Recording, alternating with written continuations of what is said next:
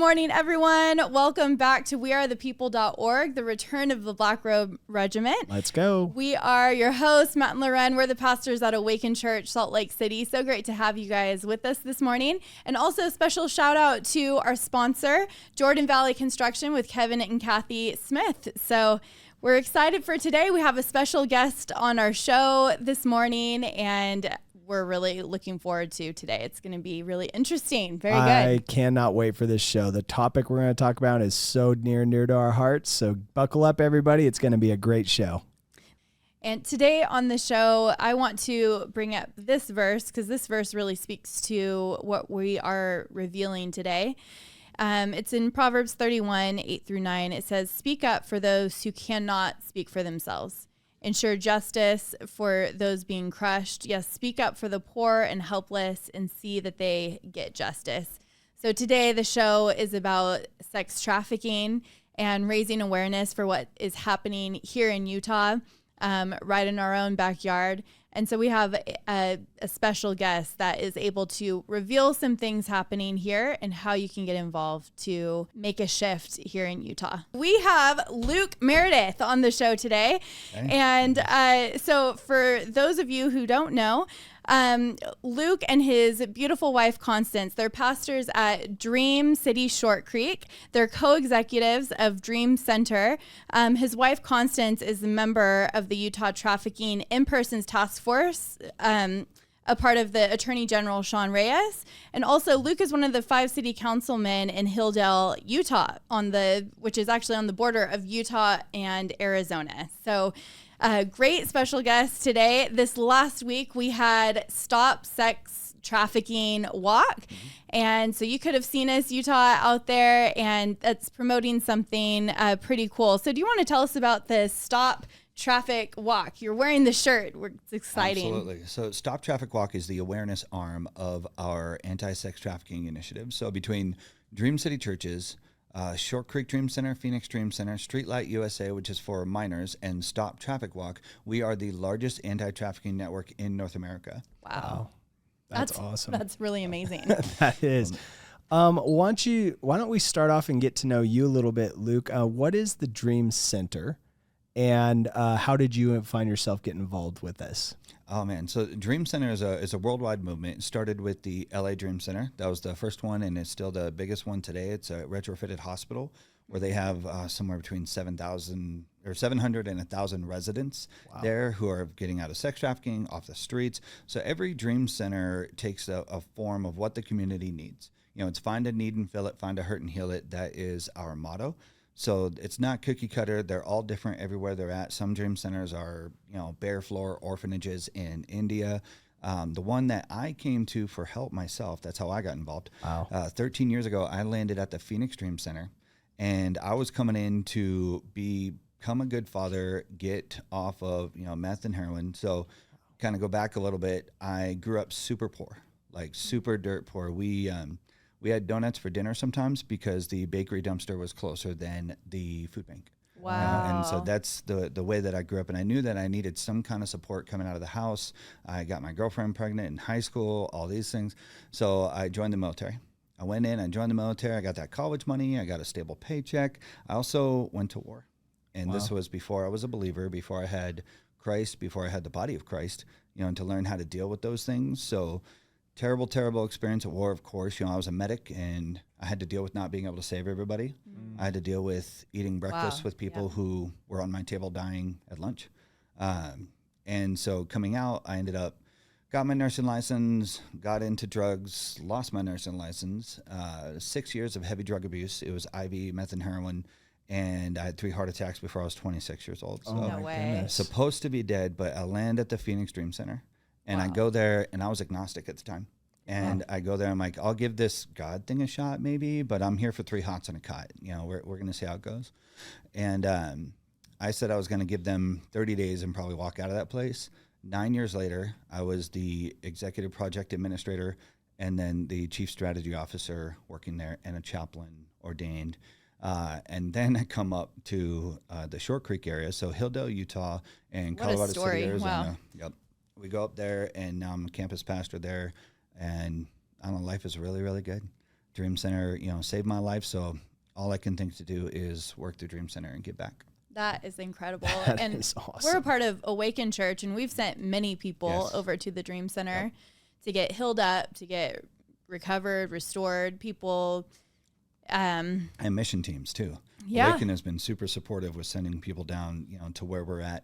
One of the first trips Awaken ever took down to the creek, as we call it, there was an active rescue that night. So it was 2-3 members from Awaken Church who were also combat veterans went with us to rescue a girl, and they just came down there to do a turkey giveaway and an outreach. oh my goodness. Wow. Awaken is forever in our hearts. Oh, that's so awesome. Wow. Before we get into the traffic walk a little more, the story of the Dream Center there in Short Creek is absolutely amazing. Maybe share a little bit of background there, because that's pretty relevant to Utah and everything that we have here.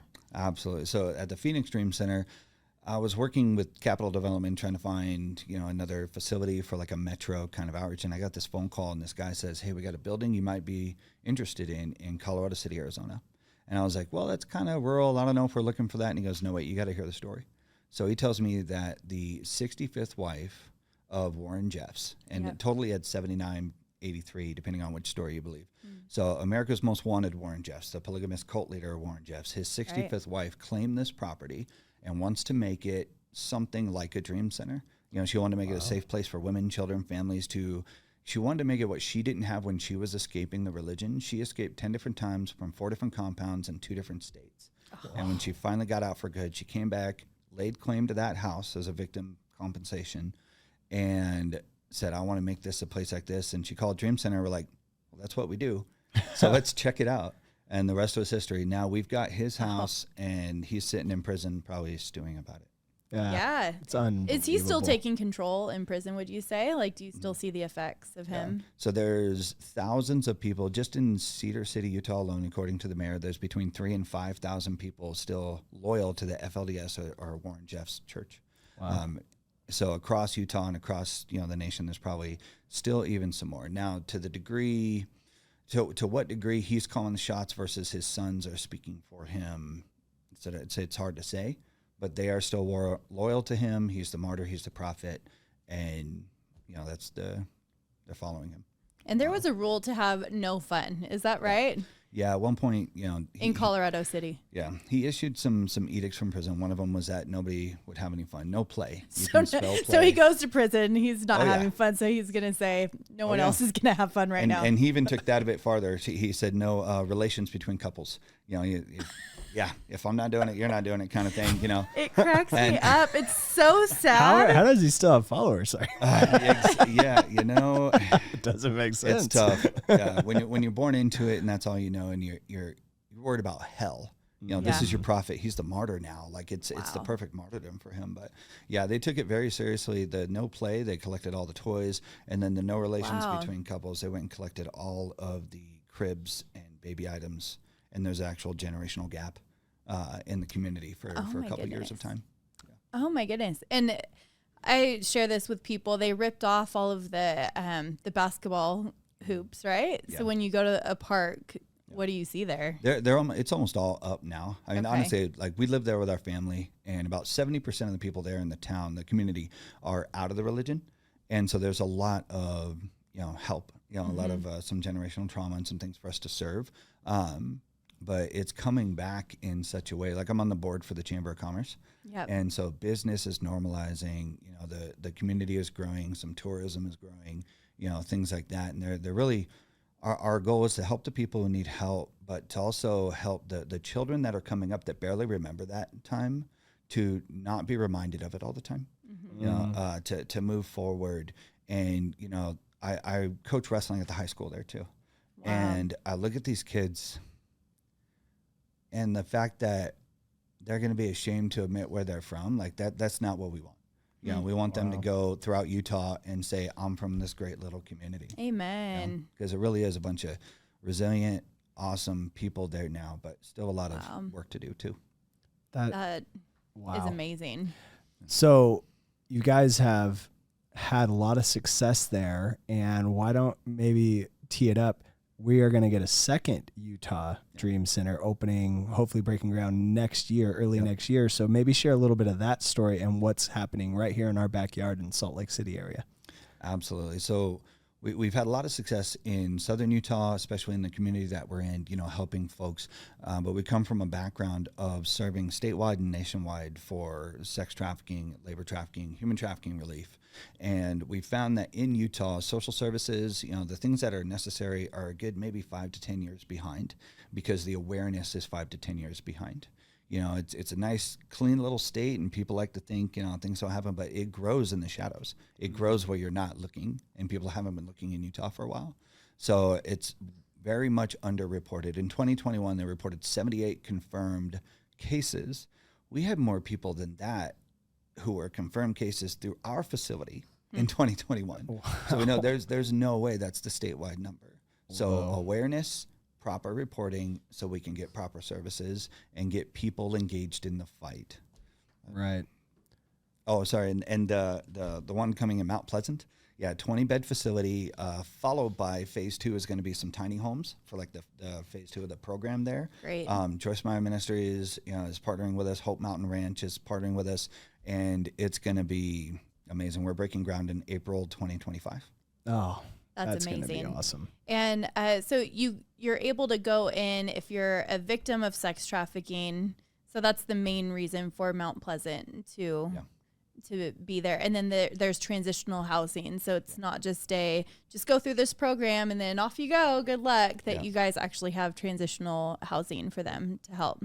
Absolutely. Yeah. So transitional housing, length of program, and the type of family therapies are what's been the key to success. So our models, based on the Phoenix model, garner an 89 to 94% success rate for residents that complete the whole program. And so the whole program involves that transition. It involves a lot of support. It involves a mentorship roundtable of good people from partner churches and community that are there to support them after they get out of the program. We don't want people to feel like alone once we're quote unquote done with them. So we're never done with them. They're our family forever. That's so good. That's so beautiful.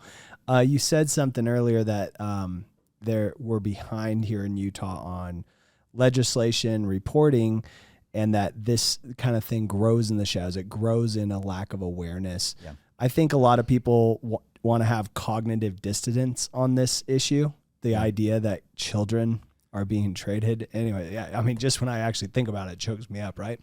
And so maybe that would be my next question is like, can you help bring a little awareness to our listeners right now of the magnitude of the problem, and just break down this kind of like la la land that we live in a little bit, thinking that this isn't underneath the surface that that could help us. Absolutely. So a lot of people think, okay, it's kids coming from Mexico, it's kids coming from other places, and absolutely yes. If there's an open border, there's trafficking, like it's happening. Wow. But most of the people we see in our programs that come to our programs for help are American-born, United States citizens, Black, white, Hispanic, everybody. And what happens a lot is some young lady or a young man is putting their feelings out on Facebook. My parents don't understand me. I don't know what to do with my life. And someone comes in Romeo style and they take them by force, fraud, or coercion and bring them into the trafficking world.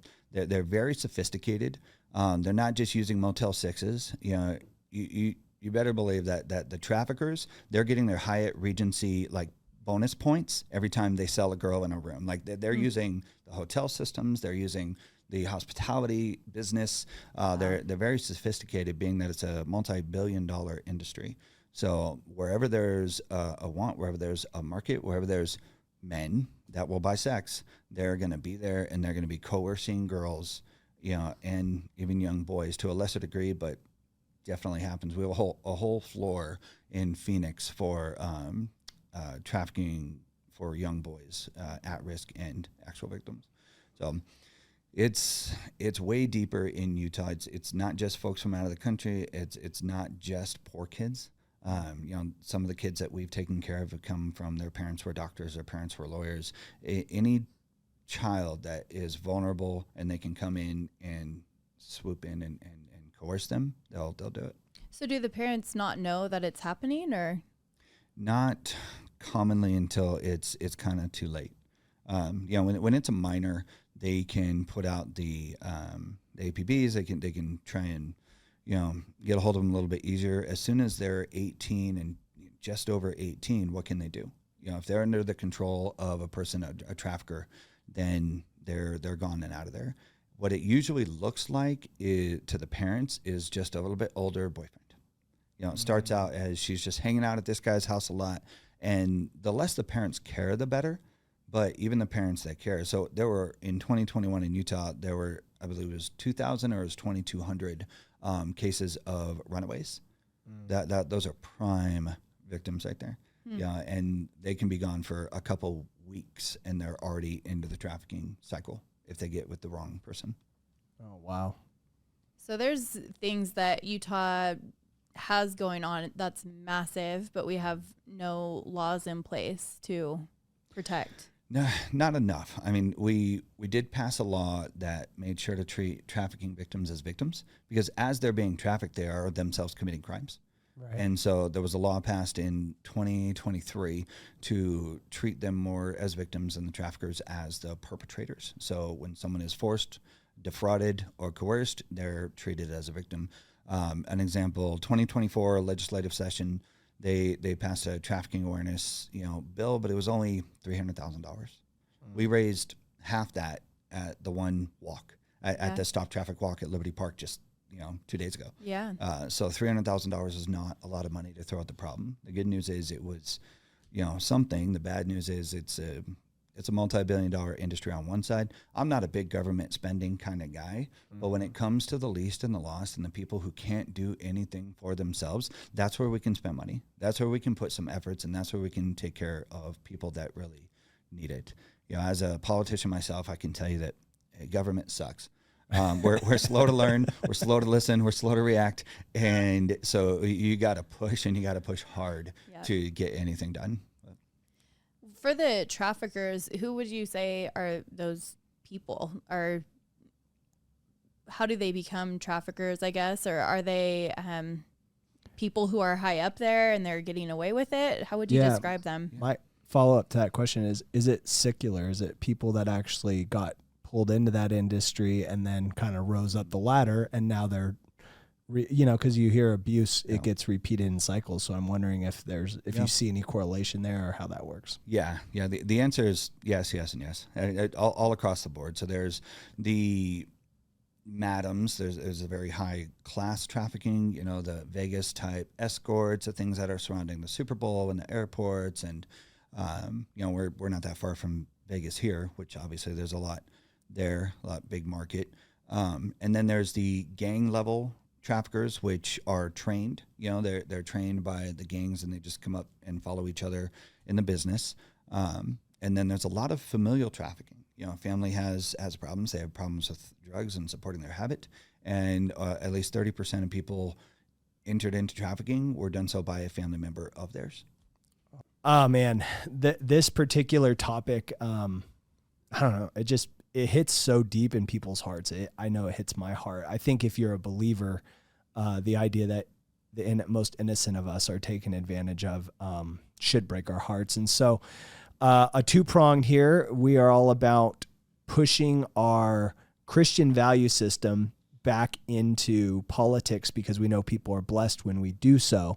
So the first question is voting, legislation, just all the political side. How can people be politically effective and involved to address this issue in Utah and nationally too? I would say pick your candidates wisely, of course. One thing that we should know and believe, I think conservatives for a long time have said, look, we got to vote conservative because we don't want to tank the economy. We want to have a closed border. But I get it. Probably the left is maybe better at social services. My experience is that they're not. We're born out of a church that is very conservative leaning. So when we help people, we don't help them with an agenda, a woke agenda especially. We help them, and we do it for cheaper and for better, with better results than any of the leftists I've seen doing it in social services, which is mostly everywhere. You can't work at a pet rescue without being with purple hair and on the left these days. It's true. But it's true. We need to take that sphere back as conservatives. I mean, so arm yourself with information. Like, Donald Trump did more for sex trafficking, against sex trafficking, in his 4 years than anybody's done in the last 16 to 20 years in politics. So he was definitely in that fight. So unapologetically, arm yourself with the information of how we're doing and what we're doing, so people know that they can vote with a heart for the conservative candidates. They say when you're young, if you don't vote Democrat, you don't have a heart. When you're old, if you don't vote Republican, you don't have a brain. I get what they're saying. I don't necessarily, fully agree, but I get what they're saying. Well, you can have a heart and vote Republican too, because we're doing it and we are really good at it. Great. So arm yourself with the stats. Choose who you vote for very wisely.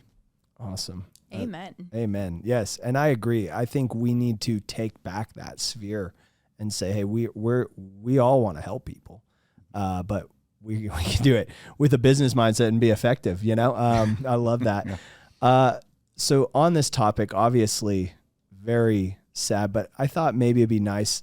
Do you have like a story of somebody who went through trafficking and has come out of your program, or just an example, so we can come to a place of like, there's hope. That's hope. That the point is there's hope. Restored. Yes. So, we've got so many stories, even just out of the Short Creek Dream Center. So Dream Center is 30 plus years, but here in Utah, we've had young girls who were trafficked by the Mexican cartel. We had an 18-year-old girl who came to our facility in Utah because it wasn't safe where she was at. So she had to get away from that. So that's happening right around here in Utah.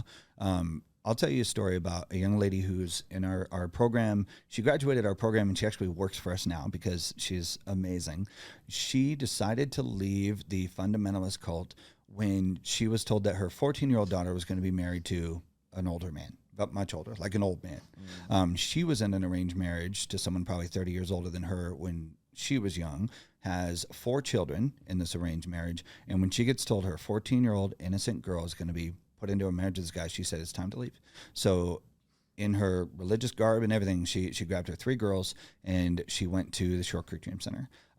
That family has been with us for 3 years now. They've thrived. She's doing great vocationally. She did have to leave a son behind. She couldn't take her son with her, and he is still in hiding by the religion. So even with that success story, we're still working to get one of her kids back at this time. So these are the stories and the investments and the people, that we are on the ground helping. Wow. And we're going to be doing that right here in Mount Pleasant as well. Yep. That's so exciting. Yep. I can't wait. So we're breaking ground on Mount Pleasant. We have the Stop Traffic Walk that was a week ago. That was making more awareness. If listeners are on here and they would like to help, get involved. I want to say firsthand, I have known of the Dream Center for over a decade.